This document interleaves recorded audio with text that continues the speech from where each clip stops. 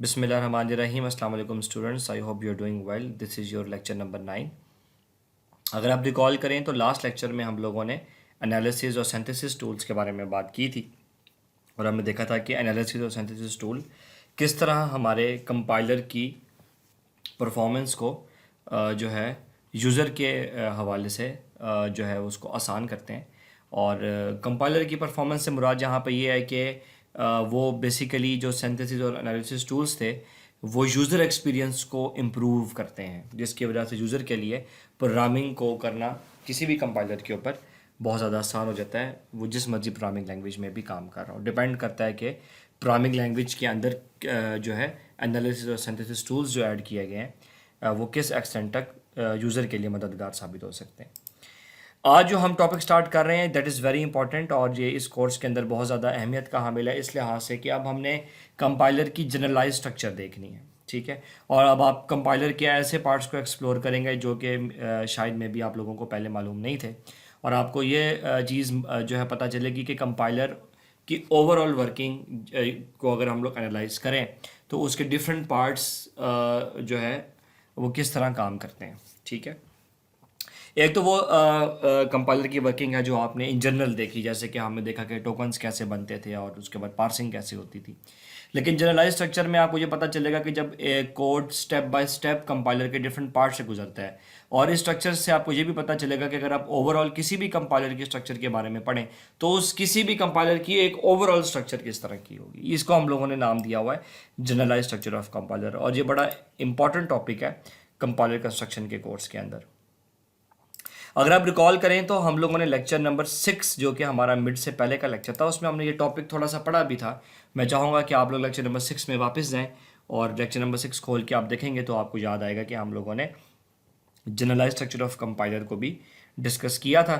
और मैंने आपको डिफरेंट जो पार्ट्स होते हैं एक जनरल स्ट्रक्चर ऑफ कंपाइलर में, उसके बारे में मैंने आपको ब्रीफली बताया भी था। एनी हाउ हम लोग इस टॉपिक को आज दोबारा से डिस्कस करेंगे। So let's start with generalize structure of compiler. और आज जनरलाइज स्ट्रक्चर ऑफ कंपाइलर में जिन दो पार्ट्स को हम लोग ब्रीफली डिस्कस करेंगे उसमें एक हमारे पास लेक्सिकल एनालाइजर है और दूसरा हमारे पास सिंटैक्स एनालाइजर है, जिसके बारे में हम आगे जाके देखेंगे कि ये क्या होते हैं। जनरलाइज स्ट्रक्चर ऑफ कंपाइलर में हमारे पास जो टोटल पार्ट्स होते हैं वो 6 होते हैं किसी भी कंपाइलर के। अगर आप और अब याद रखिएगा कि हम लोग जब एक कंपाइलर की बात करते हैं तो हम बेसिकली प्रोग्रामिंग लैंग्वेज की कंपाइलर की बात कर रहे होते हैं। मैंने आपको लेक्चर के जब हमारा इस कोर्स का पहला लेक्चर था तब मैंने आपको बताया था कि कंपाइलर सिर्फ प्रोग्रामिंग लैंग्वेज का नहीं होता, कंपाइलर एक इमेज का भी हो सकता है, ठीक है, जो उसको एक फॉर्मेट से दूसरे फॉर्मेट में कन्वर्ट करता है। फॉर एग्जांपल अगर आप लोग एक पीएनजी टाइप इमेज को जेपीईजी में कन्वर्ट कर रहे हैं तो आप बेसिकली उसको एक कंपाइलर से गुजारेंगे, लेकिन वो हमारा पॉइंट ऑफ डिस्कशन नहीं है। हम जिस कंपाइलर के बारे में डिस्कशन कर रहे हैं वो एक प्रोग्रामिंग लैंग्वेज का ही कंपाइलर है। जनरलाइज स्ट्रक्चर में पहले हमारे पास लेक्सिकल एनालाइजर होता है, उसके बाद हमारे पास सिंटैक्स एनालाइजर होता है, then we have semantic analyser. इन दो के बारे में आप पहले भी जानते हैं, लेक्सिकल एनालाइजर के बारे में जो कि आपने स्कैनर के नाम से पहले पढ़ा और आपने टोकन्स बनाना भी सीखे। सिंटैक्स एनालाइजर जो कि पार्सिंग का काम करता है, लेकिन हम लोगों ने पार्सिंग की टाइप्स नहीं देखी थी जो कि आज हम इस लेक्चर में देखेंगे ब्रीफली। सिमेंटिक एनालाइजर इंतहाई इंपॉर्टेंट पार्ट होता है कंपाइलर का, हम इसके बारे में भी डिस्कशन करेंगे, लेकिन इसकी डिटेल डिस्कशन हम लोग जो है होपफुली जो है वीक नंबर 11 में करेंगे। नेक्स्ट वीक हम लोग सिंटैक्स एनालाइजर को ही डेडिकेट करेंगे। उसके बाद आईआर कोड जनरेटर या इंटरमीडिएट कोड जनरेटर, ये हम देखेंगे। बेसिकली इंटरमीडिएट रिप्रेजेंटेशन जो होती है ये वैसे तो जिस ब्लॉक से भी आप बाहर आते हैं, जैसे कि लेक्सिकल एनालाइजर के आउटपुट को भी हम लोग आईआर बोलते हैं, सिंटैक्स एनालाइजर के आउटपुट को भी हम लोग आईआर बोलते हैं, लेकिन ये स्पेशल एक इसका यहाँ पे एक जो है पर्पज़ होता है और इसका पर्पज़ होता है कोड को सिंप्लीफाई करना। ये हम चीज़ देखेंगे, हम फ्यूचर में इसकी एक एग्जांपल करेंगे और हम देखेंगे कि इंटरमीडिएट कोड जनरेटर की एक टाइप हम देखेंगे जिसको हम लोग 3 एड्रेस कोड बोलते हैं, टैग 3 एड्रेस कोड। ये एक मेथड होता है, ये हम आगे जाके पढ़ेंगे, फिर आपको इसके बारे में क्लियरली पता चलेगा। कोड ऑप्टिमाइजेशन इटसेल्फ एक पूरा एक टॉपिक है जो कि हम लोगों ने फ्यूचर के लेक्चर्स में कवर करना है। और कोड ऑप्टिमाइजेशन की डिफरेंट टेक्निक्स होती हैं जिसके ज़रिए कोड को ऑप्टिमाइज़ किया जाता है। अगर हमारे पास टाइम बचा तो हम इंशाल्लाह इसकी टेक्निक्स को डिटेल में स्टडी करेंगे, वरना ओवरऑल टॉपिक तो हम इंशाल्लाह ज़रूर कवर करेंगे। और लास्ट जो चीज़ हमारे पास होती है वो कोड जनरेशन होती है, जिसके अंदर हमारे पास कोड जो है वो मशीन लैंग्वेज में कन्वर्ट हो जाता है। तो अगर मैं इसको स्ट्रक्चर को आपको इस डायग्राम की फॉर्म में दिखाऊं तो यहाँ से आप लोगों के पास अगर इसकी एक और फॉर्म हम देखें तो आप हाई लेवल लैंग्वेज को इनपुट के तौर पे देते हैं, वो इन सारी सीरीज से गुजरने के बाद कन्वर्ट हो जाता है असेंबली कोड में या लो लेवल लैंग्वेज में या मशीन लैंग्वेज में। ठीक है। अच्छा, मैं चाहूँगा कि यहाँ पे आप दो चीज़ों के ऊपर ज़रा गौर करें। यहाँ पे लेफ्ट साइड के ऊपर आपको नज़र आ रहा है लिखा हुआ है सिंबल टेबल, ठीक है, और राइट साइड पे आपको नज़र आ रहा है एरर हैंडलर। ये जो दो चीज़ें हैं ये असल में होता क्या है कि जब भी कोई कंपाइलर डिज़ाइन किया जाता है, देखें C plus plus programming language का अपना सिंटैक्स है, पाइथन प्रोग्रामिंग लैंग्वेज का अपना सिंटैक्स है, जावा का अपना सिंटैक्स है। ठीक है।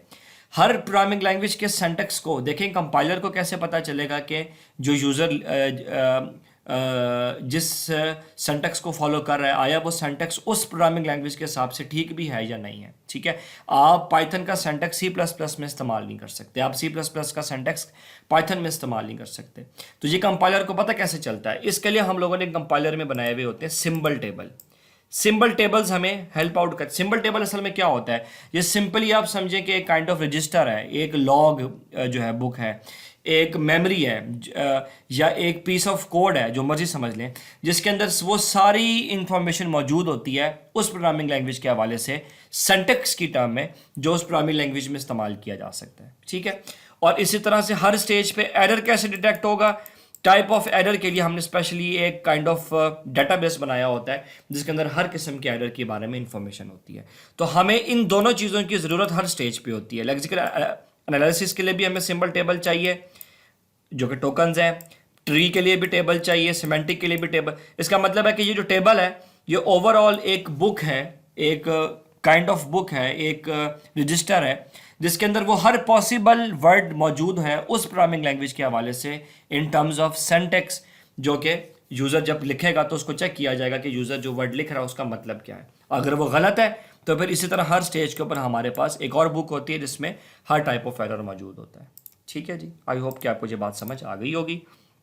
हम लोग ये वाली स्ट्रक्चर मैंने ये वही वाली स्ट्रक्चर जो आपने पहले देखी थी, क्योंकि यहाँ पे सोर्स प्रोग्राम और टारगेट प्रोग्राम लिखा गया था, मैंने यहाँ पे हायर लेवल लैंग्वेज और low level language assembly code का वर्ड यूज़ कर लिया। मैं जल्दी से आपको सब के बारे में इन ब्रीफ बता दूं। हमारा टॉपिक तो वैसे आज ये नहीं है, हमने सिर्फ लेक्सिकल एनालिसिस को और सिंटैक्स एनालाइजर का कुछ पार्ट हमने पढ़ना है। लेक्सिकल एनालाइजर तो हम लोग कंप्लीट पढ़ेंगे, सिंटैक्स एनालाइजर हम लोग नेक्स्ट लेक्चर में इंशाल्लाह कंटिन्यू करेंगे। लेकिन मैं आपको ओवरऑल इनके बारे में ब्रीफली बता दूं। वैसे तो हमने लेक्चर नंबर 6 में ये पढ़ा था, लेकिन आज मैं आपको ब्रीफली इनके बारे में दोबारा बता देता हूँ। लेक्सिकल एनालाइजर जो है ये टोकन्स बनाने का काम करता है। ठीक है। इसको हम लोग बोलते हैं नॉन सेपरेबल यूनिट्स। इस वर्ड का मतलब मैं आपको आगे जाके समझाऊंगा कि ये नॉन सेपरेबल यूनिट्स का क्या मतलब होता है। ठीक है।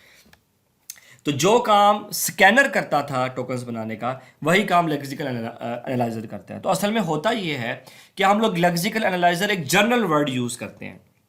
ठीक है। और अगर हम किसी भी कंपाइलर में बात करेंगे, अच्छा अब मैं उसको ब्रॉड सेंस में ले जाता हूँ कि अगर मैं आप चाहे वो इमेज का कंपाइलर है, वैसे तो ये बात 100% यहाँ पे जो है परफेक्टली नहीं बैठती है, लेकिन मैं for the sake of example आपको बता देता हूँ।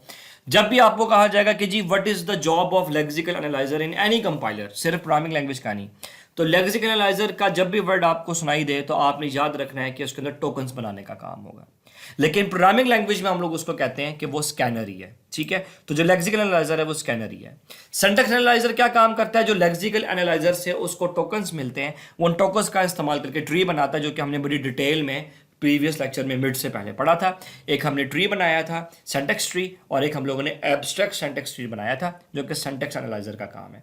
लेकिन आपने अभी इसकी टेक्निक्स नहीं पढ़ी। There are several techniques of constructing a tree, जो कि आज हम इस लेक्चर में ब्रीफली कुछ उसके बारे में देखेंगे। सिमेंटिक एनालाइजर जी बहुत ज़्यादा इंपॉर्टेंट पार्ट होता है कंपाइलर का। देखें, अगर आप यूज़र ने एक वर्ड लिखा है इनपुट 60, मैं इसके लिए वर्ड का लफ्ज़ इसलिए इस्तेमाल कर रहा हूँ क्योंकि कंपाइलर के लिए 60 एक वर्ड है, उसको बाद में पता चलेगा कि ये नंबर है। ठीक है। अच्छा, ये तो हम आगे जाके देखेंगे कि उसको पता कैसे चलेगा।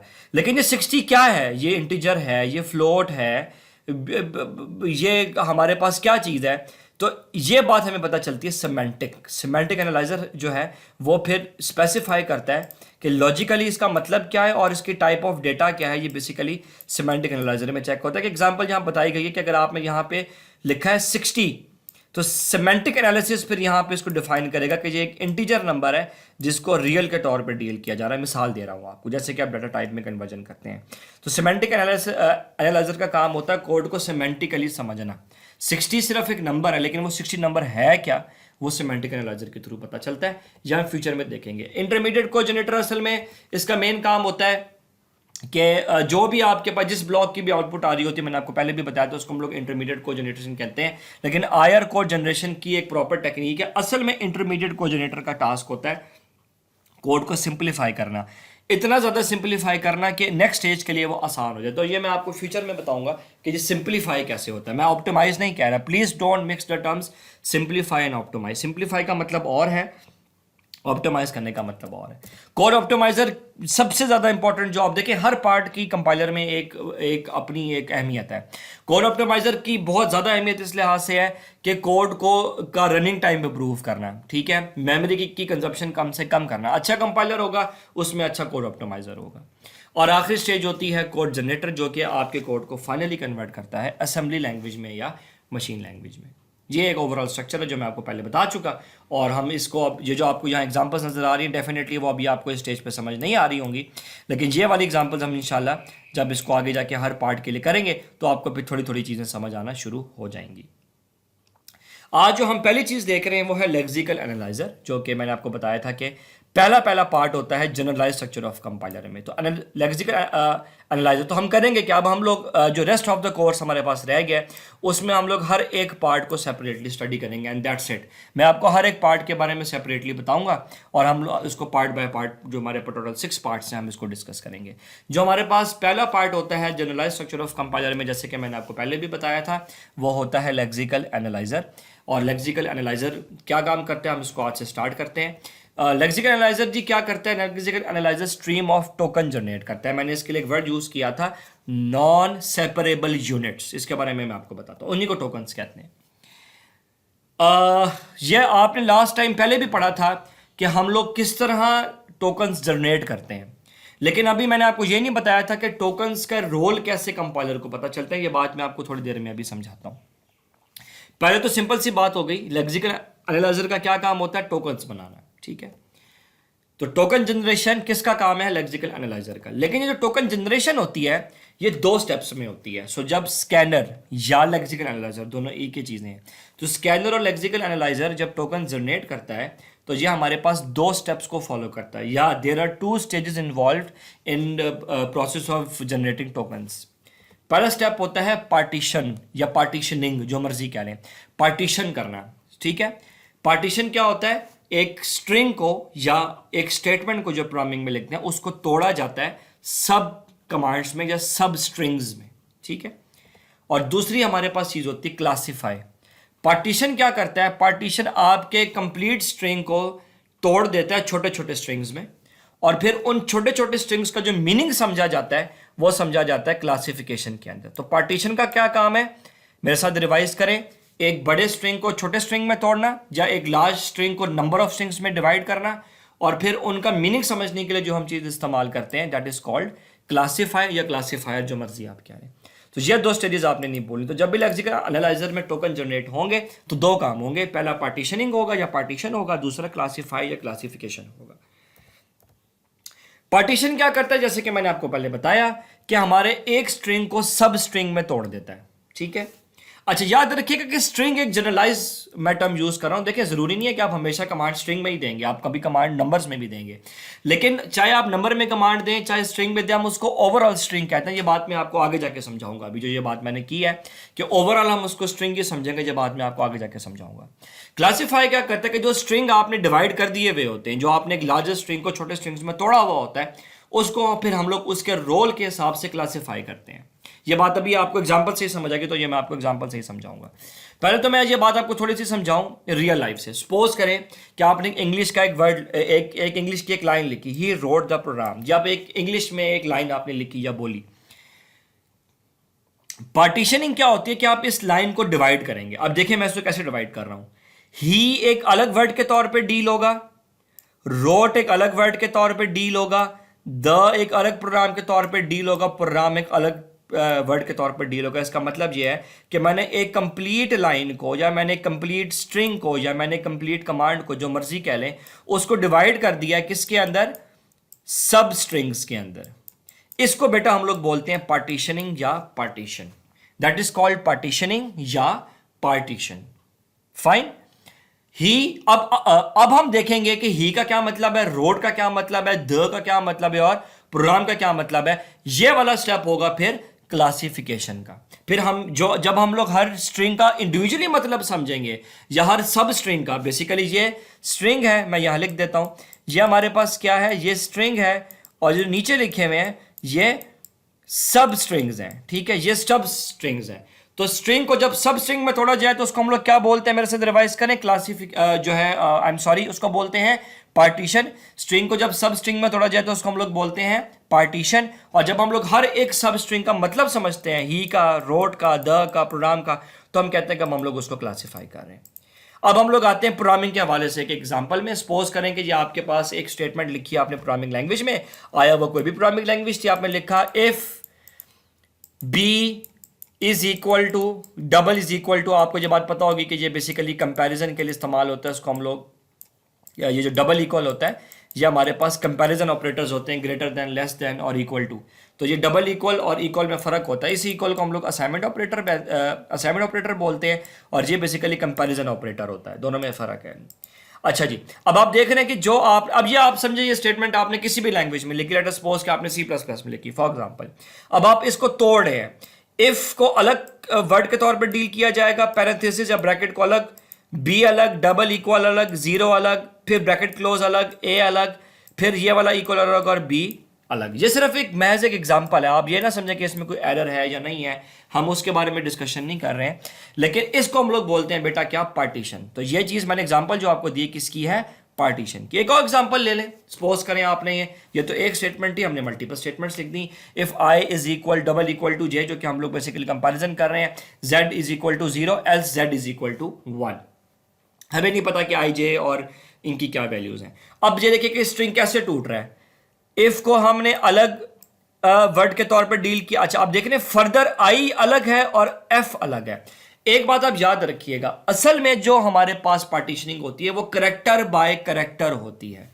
अगर मैं यहां पे लिखूं इफ, तो असल में इफ भी स्कैन नहीं होगा, पहले स्कैन होगा आई, तभी तो हम इसको स्कैनर बोलते हैं, और एफ अलग स्कैन होगा। तो हम लोग फर्दर सब स्ट्रिंग को भी करेक्टर बाय करेक्टर डील करते हैं।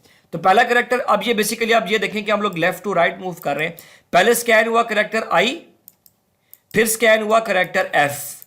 जब आई और एफ स्कैन हो गए तो इनका मतलब क्या है, इसका मतलब है इफ। अभी तो ये आपको मैं बाद में समझाऊंगा कि वेरी फर्स्ट प्लेस पे कंपाइलर को पता कैसे चलेगा कि इफ है क्या, ठीक है।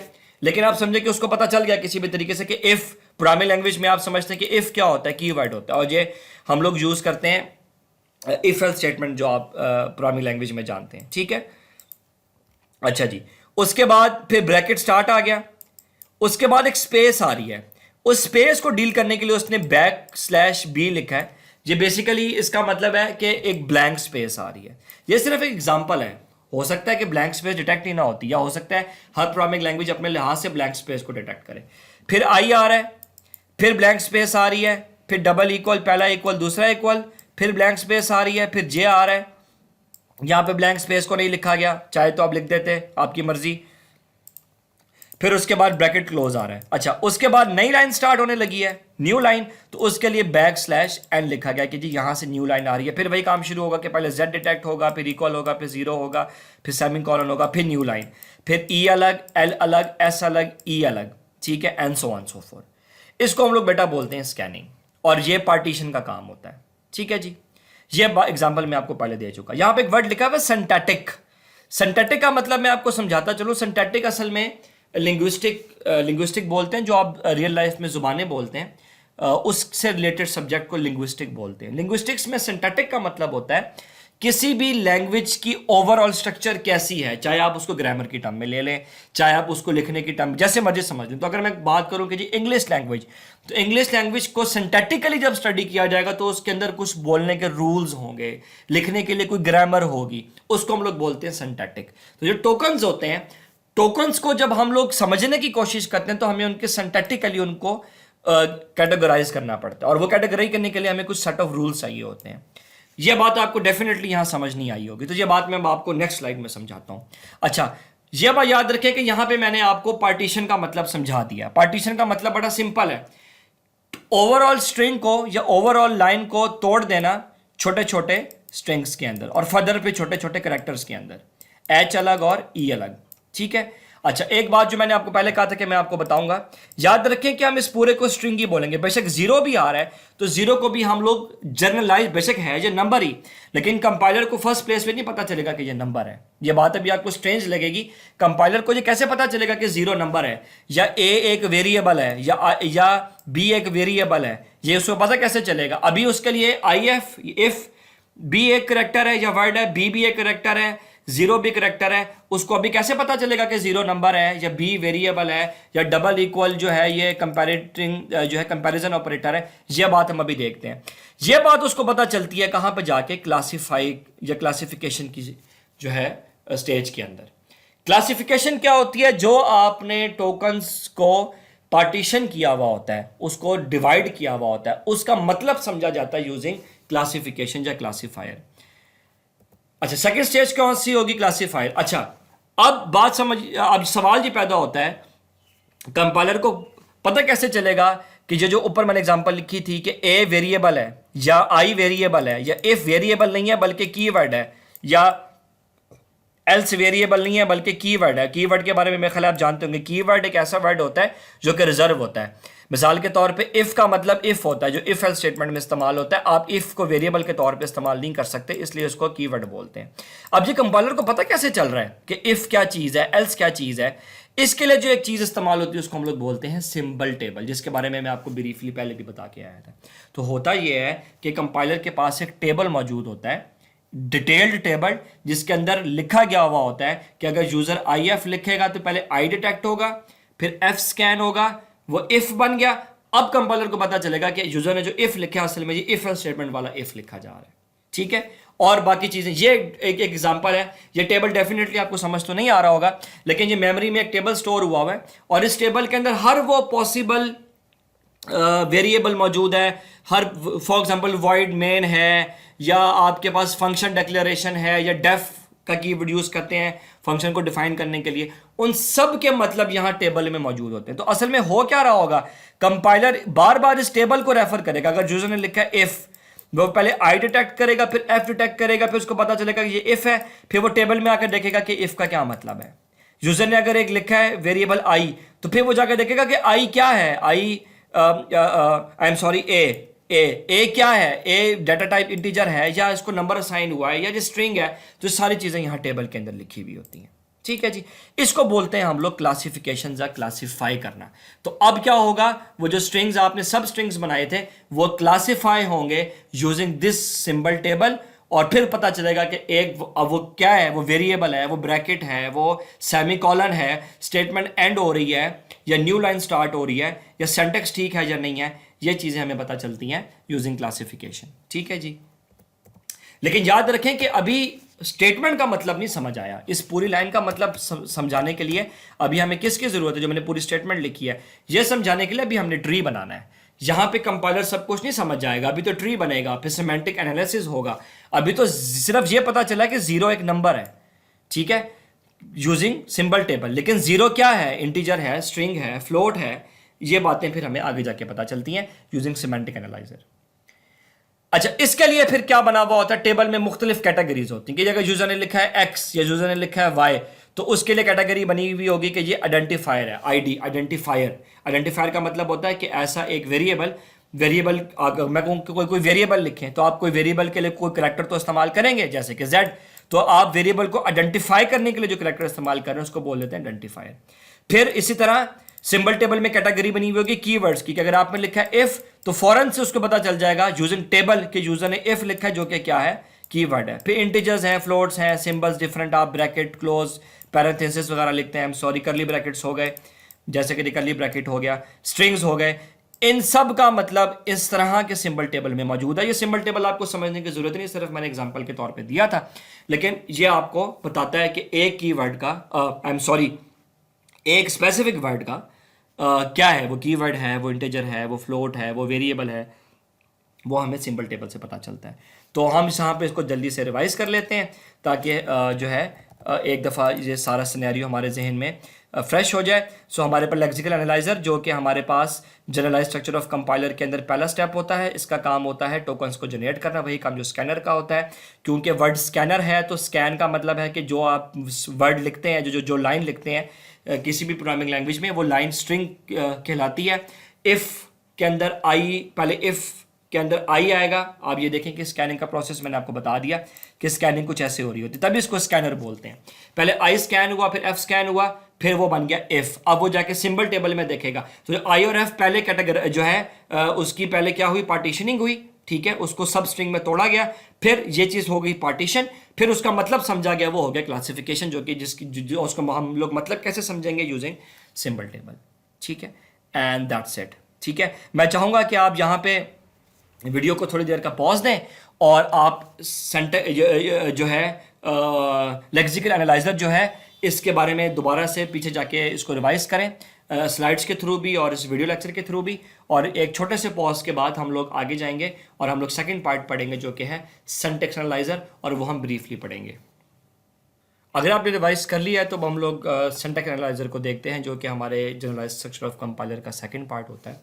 इसके बारे में हम आज डिटेल डिस्कशन नहीं करेंगे, लेकिन मैं आपको इतना ज़रूर डिस्कस कर दूंगा ताकि हम लोग जब नेक्स्ट लेक्चर स्टार्ट करें तो आपको एक अच्छा स्टार्ट मिल जाए।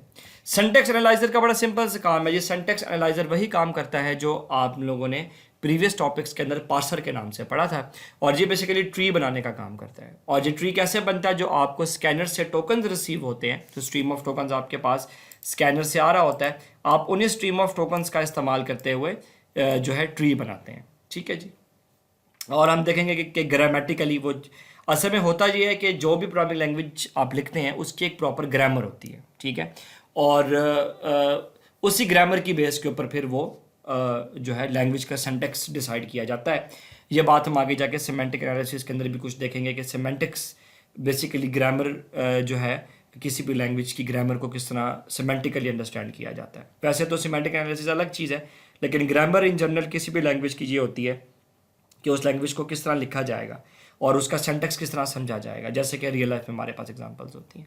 सो सिंटैक्स एनालाइजर वही काम करेगा जो हमने पहले समझा था, पहले सिंटैक्स ट्री बनाएगा और ये एब्स्ट्रैक्ट सिंटैक्स ट्री जनरेट करेगा।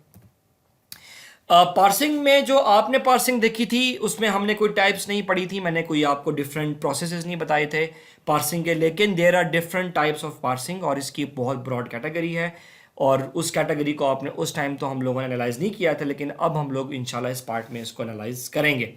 पार्सिंग के अंदर हमारे पास डिफरेंट स्टाइल्स होते हैं।